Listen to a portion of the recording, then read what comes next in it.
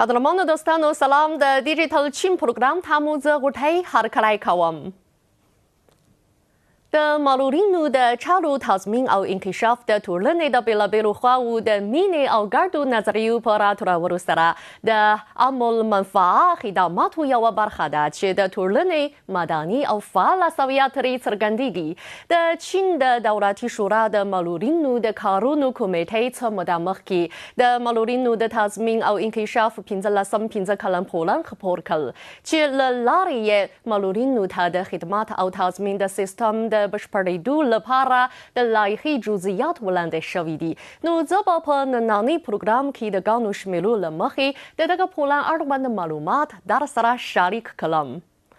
په دغه پلان کې لیکل شوي چې د 15 کلن پلان په موده کې به معلولینو ته د بیا ځواکمنۍ د خدمات انډول او ورته د مرستندویه آلو د برابرولو انډول د 15 کلن پلان د ورته انډولونو په پرتله په جلا جلا توګه 15 سلنه او 2 سلنه پورته شي. د 15 کلن پلان په موده کې یا د دواړه انډولونه 15 سلنه وو. په 15 کلن پلان کې به د سختو معلولو کسانو د ساتنې او پاملرنې د خدماتو شاخص زیات شي او په 15 کلونو کې به سختو معلولو کسانو ته د اړوندو خدماتو د ورکولو عمومي شمیر 3 میلیونه او 15 لکه ځلو ته ورسیږي. د ګراز په همدې موده کې به هغه معلولین د ژوند د ټیټې سویې د تضمین او د معلولینو د دوو کومکونو په چوکاټونو کې شامل شي چې شرایط له اړوندو معیارونو سره سمون لري.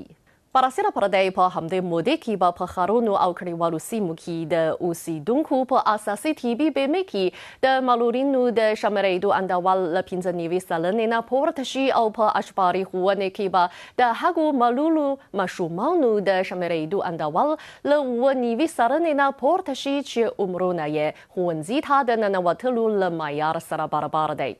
معلولینو ته د روزګار د پیدا کولو او د دوی لخوا د چارو د ترسره کولو په برخه کې به هم ګامونه واخیستل شي. دغه پلان به معلولینو ته د روزګار د پیدا کولو د مرستندویه تګلارې د بشپړتیا، د معلولینو د مسلکي توان د لوړتیا، معلولینو ته د کاري فرصت د برابرولو په پار د خدماتي توان د لوړتیا او د کاري فرصت په برخه کې د چاپیریال د وروري او د حق حقوقو د ساتنې لپاره ځانګړي تدبیرونه ونیسي. د دغه پلان له مخې به تر 2030 کال پورې 1 میلیون معلولینو ته کاري فرصتونه برابر شي. نننی پروګرام په همدې ځای پای ته ورسید. بریالي اوسئ.